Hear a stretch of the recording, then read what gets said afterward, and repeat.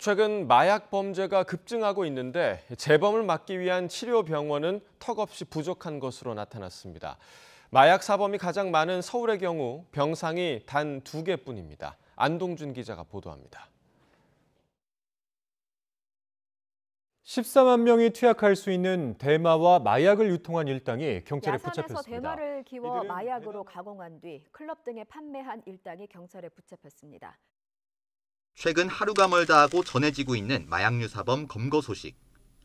실제로 마약류 단속 건수는 지난 7월 기준 작년 같은 기간보다 12% 넘게 늘었고, 덩달아 마약 중독 환자 수 역시 최근 5년간 32%로 가파르게 증가했습니다.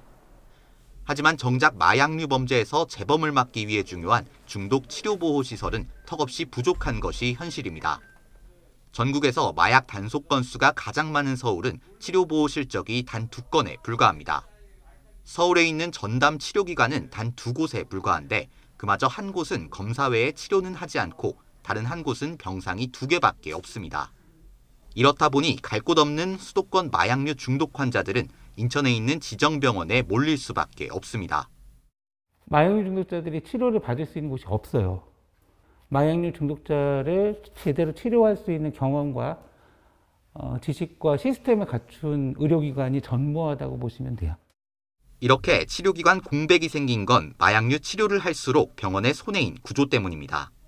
현행법은 마약류 중독자가 지정병원을 방문해 치료보호를 의뢰하면 지자체 심의위 승인을 거쳐 최대 1년간 무상치료를 받을 수 있습니다. 치료를 끝낸 의료기관이 병원비를 청구하면 지자체와 복지부가 병원비를 반씩 부담하지만 예산이 부족해 돈을 받지 못하는 경우도 있습니다. 실제로 2018년까지 서울을 비롯해 전국에서 가장 많은 마약류 중독자를 치료했던 강남 을지대병원은 미수금 누적으로 경영이 악화해 치료병원 지정을 해제했습니다. 마약 중독이 치료가 될 수 있나라는 것 자체를 모르기 때문에 치료를 받을 기회가 없는 거예요. 이런 친구들을 위해서 입소 시설도 굉장히 많이 늘려야 돼요. 마약류 중독자 치료보호만 잘 돼도 재범률을 낮추는 데 효과를 볼 수 있을 거란 지적이 나옵니다.